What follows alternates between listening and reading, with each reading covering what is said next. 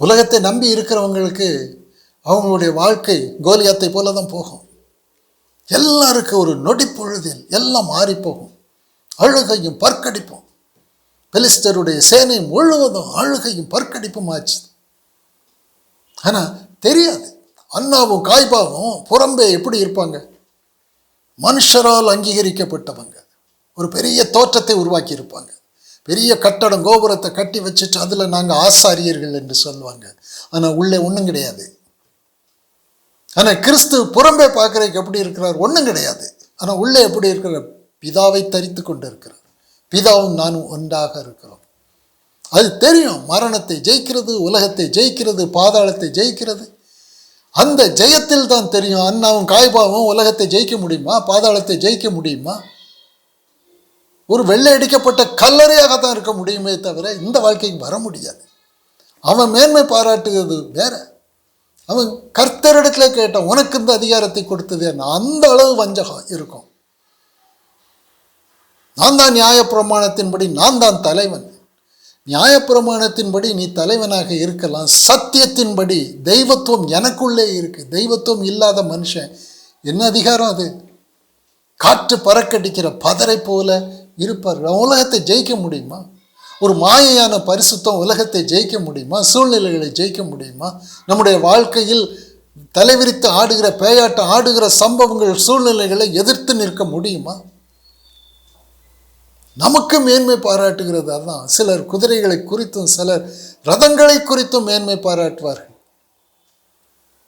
வார்த்தைகள் எல்லாம் தெளிவாக இருக்கு. சங்கீதம் 20:7 8 சிலர் ரதங்களை குறித்தும் சிலர் குதிரைகளை குறித்தும் மேன்மை பாராட்டுகிறார்கள். ஆமாம், மேன்மை பாராட்டத்தானே செய்வாங்க. எனக்கு லட்சக்கணக்கில் குதிரைகள் இருக்குது, ரதங்கள் இருக்குது, எனக்கு நான் பெரிய அதிகாரி, எனக்கு செல்வாக்கு இருக்குது, அதிகாரம் இருக்குது, எல்லாம் இருக்குன்னா மேன்மை பாராட்டுவாங்க. உலகத்தில் மார்த்தட்டுவாங்க, ரொம்ப மேன்மை பாராட்டுவாங்க. அதெல்லாம் ஒரு காலத்துக்கு தான். அவங்க மேன்மை பாராட்டுறதெல்லாம் ஒரு காலத்துக்கு தான் மேன்மை பாராட்டுகிறார்கள். நாங்களோ எங்கள் தேவனாகிய கர்த்தருடைய நாமத்தை குறித்தே மேன்மை பாராட்டுவோம். எங்களுக்குள்ளே கிறிஸ்து இருக்கிறார், அவ்வளோதான். நாம் 24 மணி நேரமும் மேன்மை பாராட்ட முடியும், 365 நாளும் மேன்மை பாராட்ட முடியும். ஏன் அப்படின்னா நம்மை ஜெயிக்கிறதற்கு ஒரு பவரும் கிடையாது. தெய்வத்துவத்தின் பரிபூரணம் நமக்குள்ளே கிறிஸ்துவாக இருக்கிறதுனால இதில் தான் மேன்மை பாராட்டணும். ஆனால் சூழ்நிலை எப்படி இருக்கும்? வனாந்திர மார்க்கமாக இருக்கும், சிறுமைப்படுத்தப்பட்டு இருப்போம், பசியினால் வருத்தப்பட்டு இருப்போம், எல்லாம் இருக்கும். நம்முடைய மார்க்கம் எப்படி இருக்குங்கிறது சங்கீதம் 91 அப்படியே பார்க்குறோம். சிங்கம், விரியன் பாம்பு, பாலசிங்கம், வல் சர்ப்பம் எல்லாம் இருக்கும். இந்த பக்கம் 1000, இந்த பக்கம் 10000 எல்லாம் இருக்கும். வேடனுடைய கண்ணி, பாழாக்கும், கொள்ளை நோய் எல்லாம் இருக்கும். பகலில் பறக்கும் அம்பு எல்லாம் இருக்கும். ஒரு உலகத்தானுக்கு என்ன நம்பிக்கை? ஒரு கொள்ளை நோய் வரும்போது உலகத்தானுக்கு என்ன நம்பிக்கை? பகலில் பறக்கும் கண்ணிக்கு என்ன நம்பிக்கை? அவன் என்ன செய்ய முடியும்? அவன் ஐஸ்வர்யத்தை கொண்டு என்ன செய்ய முடியும்? அவனுடைய உலக தாளந்துகளை கொண்டு என்ன செய்ய முடியும்? யூதர்கள் அடையாளத்தை தேடுகிறார்கள், கிரேக்கர்கள் ஞானத்தை தேடுகிறார்கள். நாங்களோ சிலுவையில் அறையப்பட்ட கிறிஸ்து. எங்கள் பழைய மனுஷன் சிலுவையில் அறையப்பட்டாங்க. இதை விட சந்தோஷமான காரியம் வேறு ஒன்றும் கிடையாது. இதுதான் சிலுவை குறித்த உபதேசம். அது கெட்டு போகிறவர்களுக்கு அது பைத்தியமாக இருக்கும், ரட்சிக்கப்படுகிற நமக்கும் அது தேவ பலனாக இருக்கும். அநேகர் வேறு விதமாக நடக்கிறார்கள், அவர்கள் சிலுவைக்கு பகைஞர். இப்போ நமக்கு என்னென்னா அந்த சிலுவை தான் நமக்கு மேன்மை. உலகம் சிலுவையில் அறையுண்டு இருக்கிறது, நானும் சிலுவையில் அறையுண்டு இருக்கிறேன். கலாத்தியர் 6 பார்க்கிறோம். அதுதான் நமக்கு மேன்மை. நம்ம மேன்மை பாராட்டுறதே நம்முடைய பழைய மனுஷன் சிலுவையில் அறையப்பட்டால் இப்போ கிறிஸ்து நமக்குள்ளே இருக்கிறாரு. இனி நம்முடைய வாழ்க்கையில் என்னென்ன நடந்தாலும் சரி, மலைகள் நடு சமுத்திரத்தில் சாய்ந்து போனாலும் சரி, இந்த குதிரைகளோ இந்த ரதங்களோ எங்களுக்கு இருந்தாலும் சரி, இல்லாமல் போனாலும் சரி, அது ஒரு நம்பிக்கை பொருளே கிடையாது. இந்த உலகத்தை நம்ப மாட்டோம், உலகத்தில் உள்ள தாளந்துகளையும் நம்ப மாட்டோம், பௌதிக சரீரத்தை நம்ப மாட்டோம். இவர்கள் எல்லாம் சிலுவையில் அறையப்பட்டிருக்கு. உலகமும் சிலுவையில் அறையுண்டு இருக்கிறது, நாங்களும் சிலுவையில் அறையுண்டு இருக்கிறோம். இதுதான் சிலர் குதிரைகளை குறித்தும் ரதங்களை குறித்தும் மேன்மை பாராட்டுகிறார்கள். நாங்களோ எங்கள் தேவனாகிய கர்த்தருடைய நாமத்தை குறித்தே மேன்மை பாராட்டுவோம். அவர்கள் முறிந்து விழுந்தார்கள். இது தெரியாது. மேன்மை பாராட்டுகிற காரியம் எல்லாம் ஒரு காலகட்டத்தில் இப்படி போய் நிற்கும். நாங்களோ எழுந்து நிமிர்ந்து நிற்கிறோம். காரணம் என்ன? கோலியாத்து விழுந்தான் இல்லையா? தாவீது நிமிர்ந்து நின்றான். காரணம், தெய்வத்துவம் உள்ளே மேன்மை பாராட்டுகிறது. எதை குறித்து மேன்மை பாராட்டு? இதை குறித்து தான் மேன்மை பாராட்ட சொல்றார் ஆண்டவர். வேற எதை குறித்து மேன்மை பாராட்டி என்ன பிரயோஜனம் இருக்கு? கிறிஸ்தவர்கள், கிறிஸ்துவை விசுவாசிக்கிற அநேகர் சிலுவைக்கு பகைஞராக தான் இருப்பாங்க. அதன் விளைவு என்னன்னா, நமக்கு தானே கேடு. வண்டி ஓடுதான் ஓடும். சாப்பாடு இருக்குது, புசிக்கிறதுக்கு இருக்குது, குடிக்கிறதுக்கு இருக்குது, பெண் கொடுக்கறதுக்கு இருக்குது, பெண் எடுக்கிறதுக்கு எல்லாம் இருக்குது, எல்லாம் நடக்குது இல்லை. அதனால் யாரும் சிலுவை குறித்த உபதேசம் அதெல்லாம் ஒன்றும் தேவையே இல்லைங்க.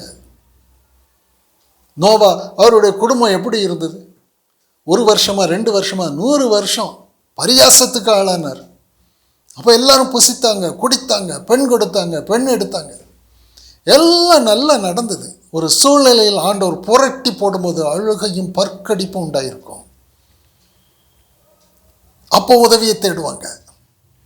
ஆபத்து புயல் போல வரும்போது நானும் ஆகடியம் பண்ணுவேன், எல்லாம் வார்த்தைகள் இருக்கு.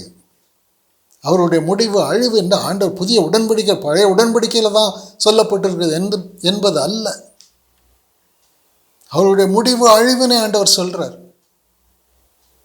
அவருடைய மகிமை, அவர்கள் லட்சையே, எது அவமானத்திற்குரியது அதை அவங்க மகிமையாக பார்க்குறாங்க, அதில் மேன்மை பாராட்டுறாங்க.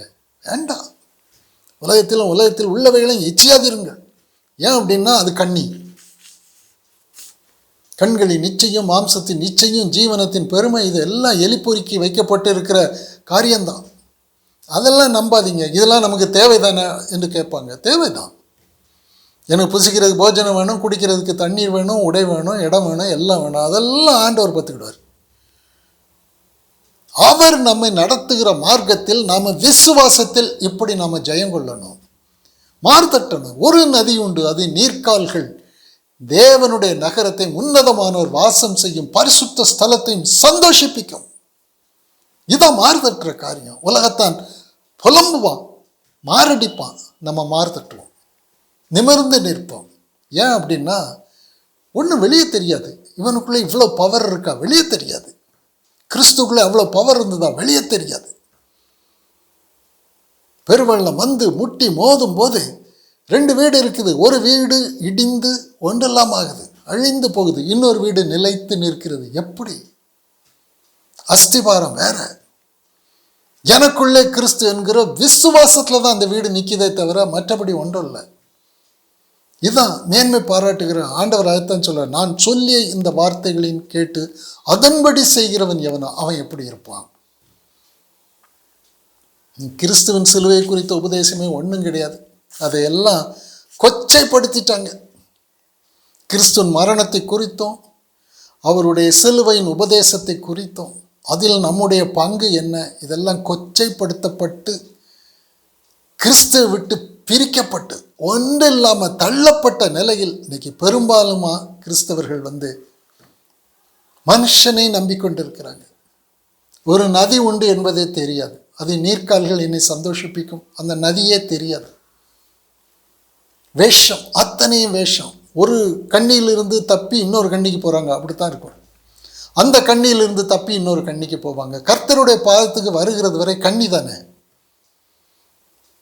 கர்த்தரை தரித்து கொண்டு கர்த்தர் உள்ளே இருந்து விசுவாசத்தை துவக்குகிறவரும் முடிக்கிறவருன்னா அவர் தான் ஆலோசனை கர்த்தா உள்ளே இருக்கிறார். விசுவாசத்தை துவக்கிறவரும் முடிக்கிறவருன்னு சொன்னால் அவர் ஆலோசனை சொல்லிக்கிட்டே இருப்பார், உள்ளே இருந்து பேசிக்கிட்டே இருப்பார். இன்னைக்கு எத்தனை பேர் கிறிஸ்துவோடு பேசி கொண்டு இருப்பாங்க? நோவா பேசி கொண்டு இருந்தார்ல, மோசே பேசினார்லே, உங்களுக்கெல்லாம் எச்சரிப்பு கொடுத்தார். இன்னைக்கு எத்தனை பேருக்கு எச்சரிப்பு தெரியும்? உலகத்தில் அது உலகம் அவ்வளவு பெரிய மகிமையாக கண்ணை மறைக்கத்தான் செய்யும். ஆனாலும் நம்முடைய நம்பிக்கை அதில் அடைக்கலம் நாம் தேடக்கூடாது. பெருவெள்ளம் வருது தெரியாதில்ல.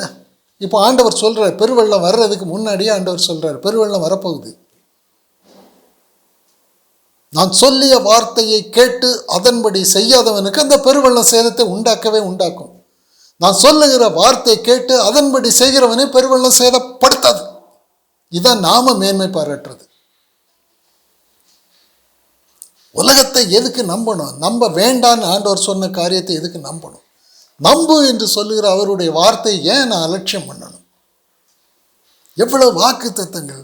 உலகத்தை நம்பினவங்க இப்படி நாசமாக போயிருக்காங்கன்னு தானே சொல்லப்பட்டிருக்கு. நாங்களும் நிமிர்ந்து நிற்கிறோம், எழுந்து நிமிர்ந்து நிற்கிறோம். அவர்கள் முறிந்து விழுந்தார்கள். அதாவது பலவீனம் தன்னை பலனாக காட்டும், அவமானம் மகிமையாக காட்டும், அழிவு பெரிய வல்லமையாக காட்டும். இது அவ்வளோ உலகத்தாளந்துகள், அத்தனையும் பொய். நமக்கு நம்பிக்கை ஒன்றே ஒன்று, நமக்குள்ளே கிறிஸ்து இருக்கிறார் என்கிற இந்த ஒரு நம்பிக்கை தான். பார்க்கலாம், சாட்சிகளை பார்க்கலாம். எபிரேயர் 11வது அதிகாரம், எபிரேயர் புஸ்தகம் 11வது அதிகாரம் 32வது வசனத்தில் இருந்து. பின்னும் நான் என்ன சொல்லுவேன்? கிதியோன், பாராக், சிம்சோன், எப்தா, தாவீது, சாமுவேல் என்பவர்களையும் தீர்க்கதரிசிகளையும் குறித்து நான் விவரம் சொல்ல வேண்டுமானால் காலம் போதாது. 33வது வசனம். விசுவாசத்தினாலே அவர்கள் ராஜ்யங்களை ஜெயித்தார்கள். விசுவாசத்தினாலே ராஜ்யங்களை ஜெயித்தார்கள். ஒரு படையை கொண்டு அல்ல, யுத்த தளவாடங்களை கொண்டு அல்ல, பராக்கிரமர்களை கொண்டு அல்ல, யுத்த புருஷர்களை கொண்டு அல்ல. படையை ஜெயிக்கிறது, ஒரு ராஜ்யத்தை ஜெயிக்கிறதற்கு விசுவாசத்தை கொண்டு, சிலுவையை குறித்த உபதேசத்தை கொண்டு, உலக தாளந்துகளை கொண்டு அல்ல. விசுவாசத்தினாலே அவர்கள் ராஜ்யங்களை ஜெயித்தார்கள், நீதியை நடப்பித்தார்கள். விசுவாசத்தினால் நீதியை நடப்பித்தார்கள். தேவனுக்கு முன்பாக உத்தமர்களாக இருந்தாங்க. என்ன ஆனாலும் சரி, எந்த சூழ்நிலை ஆனாலும் சரி, அவருடைய வார்த்தையை நம்பி எனக்குள்ளே கிறிஸ்து இருக்கிறார், எனக்கு ஒரு சேதமும் கிடையாது. அவர்கள் இளைப்பாறுகிறவர்களாக இருப்பாங்க. இளைப்பாறுதல் இல்லாதவங்க எப்படி தேவனுக்கு முன்பாக நீதிமானாக இருக்க முடியும்? பெருமழை பெய்து அந்த வீட்டின் மேல் மோதும் போதும் அவர்கள் இளைப்பாறுதலோடு இருக்கிறார்கள். அதான் நீதி.